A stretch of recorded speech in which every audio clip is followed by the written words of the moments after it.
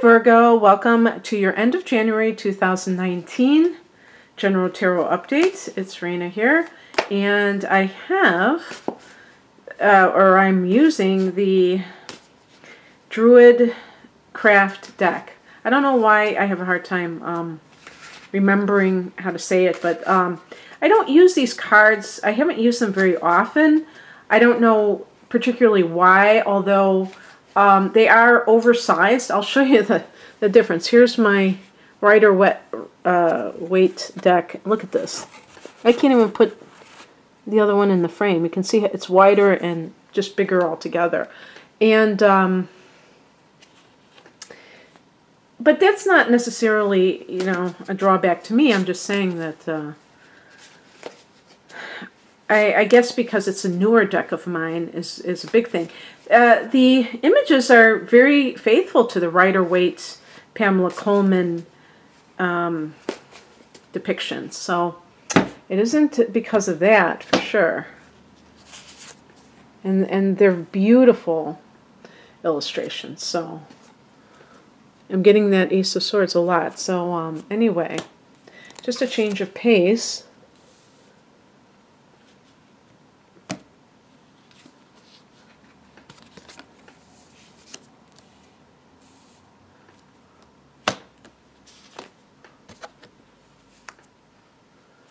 And I hold up the cards anyway, so even if you can't see them as I lay it down, you'll be able to see it. Oh, wonderful.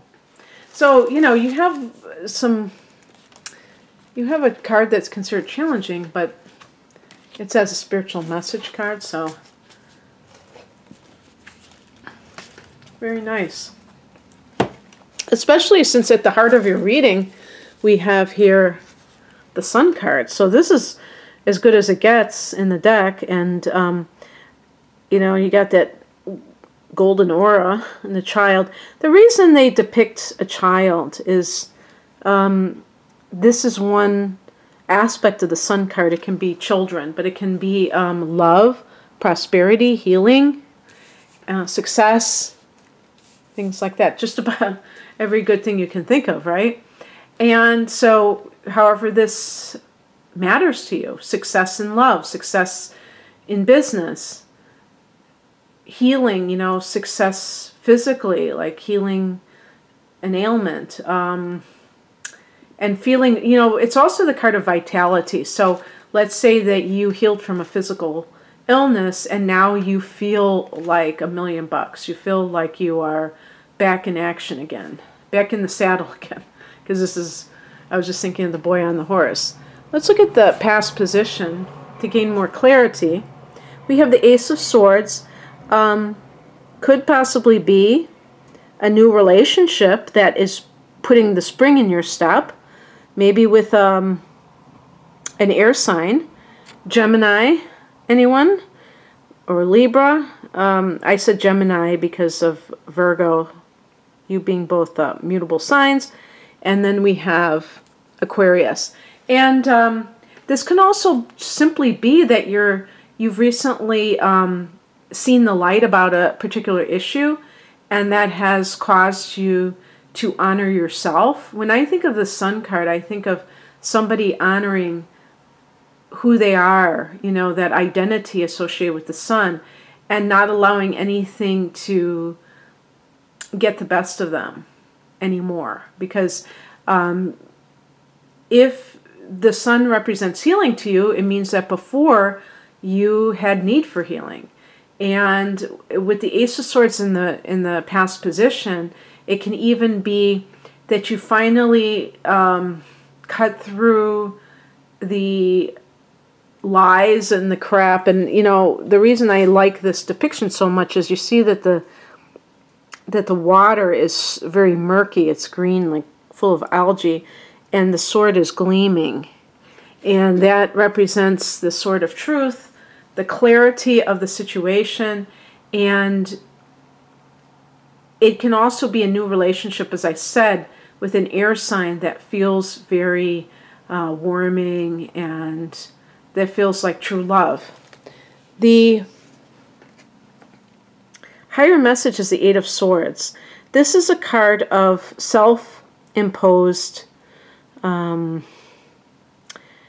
oppression. How else can I put it? Swords, as connection to air signs, represent thought. So where in a person's life do they talk down to themselves? Do they have self-limiting beliefs? You know, where are those areas? Because even if you have a new relationship and you're wildly in love with somebody, the Eight of Swords can still have you worried about, is this person going to stick around? Are they going to leave? What if they discover that I really am a hot mess and then they don't want anything to do with me? Then I'm not lovable. What if they discover that I'm not okay? I'm trying to hide it really well, but they might finally discover that. Virgo is a sign, you know, and I have the moon in Virgo, so I feel like qualified to speak on this, even for those with sun in Virgo. I think a lot of Virgos may struggle with self-esteem issues because of that being too self-critical, and that could certainly be connected to the Eight of Swords. What do you tell yourself, the messages?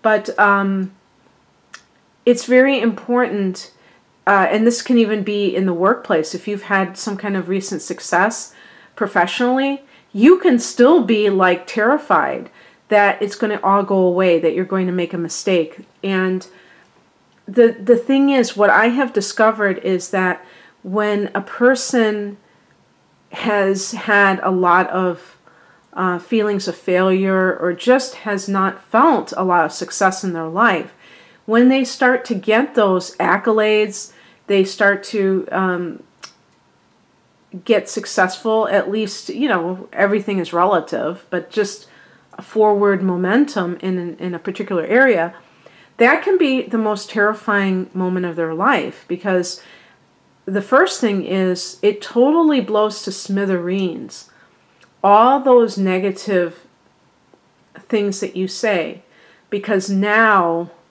the universe has proven you wrong, has proven that you're not a victim, that you do have the ability to receive praise from others, that you are worthy. And so the ball goes back into your court, and you have to show up for your life. And sometimes people, that's when they start to get uncomfortable, because they don't feel deserving. They don't feel like they really are okay. And it's really not about external events. People can fantasize, oh, I would be so happy if I had the perfect partner or if I had the perfect job. And then they get something that is a reasonable facsimile, something that is pretty darn close to being, you know, the perfect scenario. And they find out that they still have these negative tapes running. It also can be, I mean, if there's another air sign individual in your life, and that person is, you feel like oppressed by that individual, then perhaps this is talking about that person. There may be two air sign individuals. One is positive and one, or at least you think they are, because you've just started things up with them. What crosses you is the Queen of Cups, and this typically will mean that you're not using your intuition, that you're kind of rejecting, you know, your higher self, the gut feelings that you have. And it can lead to, you know, problems for sure, because you're not heeding what you know to be what you should be doing. Another thing is, this could be somebody in the picture. This can be somebody who is not so together. One thing I would say is that this could be like a very codependent type of a individual. It can be somebody who has become, you know, out of control with their feelings. And, you know, perhaps there is this addiction issue with alcohol, especially, but it could be other things. The thing is, this is an important thing. If you have like recently ended a difficult relationship, Virgo, and you have fallen wildly in love with someone, watch out for being too over the top. This is not typical for Virgo behavior. Most Virgo people are more cautious than that. However, because of the nature of the astrological chart, you could have, your moon can be in any sign, and Venus and Mars could be in Leo, that could be, or even Libra, and be very carried away by love. These are two romantic signs that could make too much out of things. And you may be deluding yourself.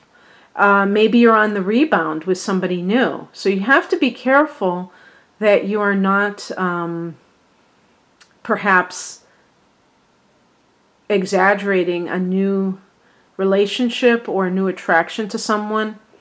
The other thing too is that if this is a professional matter, if you have success, be careful that you don't have some kind of perhaps addiction issues to tend to that can cause problems for you, that can cause you to feel like you are don't have good judgment, or that you are unrealistic in your expectations, because that could hurt your career as well. And also, if you have a female boss, this may be this individual, the Queen of Cups in reverse. And this person may be somebody who is, it's like you have success in your work, but you still feel oppressed. That's why the Eight of Swords, it's like it's not enough, because you have to be in this environment with this mentally unstable woman who is probably never going to be happy, because she's looking for something that doesn't exist, that's outside of her. And so if you're dealing with anybody like this as a supervisor, a boss, a manager, it's important to understand that just because somebody has risen to a position of authority doesn't mean that they are together. They may have like serious issues, and that's something that you cannot control. You can only control your own decisions, your own actions, your own reactions. What's coming in is the Ten of Pentacles. Now this is a big money card. This can be inheritance, but it can also be working for the family business. So perhaps you decide to leave an impossible situation, even though you're experiencing success. It can be that you're just feeling a lot of feelings of affluence, in spite of some things that are kind of swirling around you, that you still have this sense of positivity. And so I'm wondering if perhaps even the Eight of Swords is another person in your life, maybe a sister or a mother even, because the Queen of Cups can be a mother. And so that might be dampening a little bit of your joy, but you still have a lot of it. The Ten of Pentacles can be, as I said, money from the family. Maybe this is an inheritance issue. And you, because the sun, in astrology, the sun connects to the father. So if it's on the father's side of the family, and there is some kind of conflict or some kind of fight, perhaps your mother, if she's not, I was going to say if she isn't married to your father anymore, but there are possible times when even if the father has died and the mother is unstable, he didn't want her to have control of the money. Maybe he's made you the executor of the will, and she's upset about it because she thinks that's her position, her rightful position, but she has her own problems that she's dealing with. The Ten of Pentacles, I mean, if you're in a new relationship, this could be a sign that this is a permanent relationship. And, you know, that it can, because the number 10, it can point to the generations, okay? And so you may be getting together with somebody that you can start your own dynasty. And then you have your children, and they have children, and it's like just perpetuating this family lineage. And but there's also a big money connection to it, so it's good for money. And then here's another card that's really great. And even though this is cups, it sometimes is associated with monetary boost. The Nine of Cups, which is a card of wish fulfillment. And I'm trying to think of what that tapestry, what that face is. I can't think of it. But this is a card of getting what you want.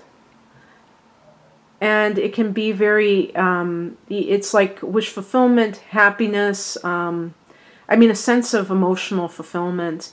So this could definitely be with love. But from some of the terms that I have seen, they also talk about monetary gain. And with that Ten of Pentacles, I mean, it's really good for that. So with the Sun card, Ten of Pentacles, and the Nine of Cups, and even the Ace of Swords is a good card. It sounds like you're in a good place, Virgo. It really does. So I hope that this is, you know, I hope this resonates for you and it does come true for you. If you'd like a personal reading, please click on the link below. Otherwise, have a great rest of your month. Bye.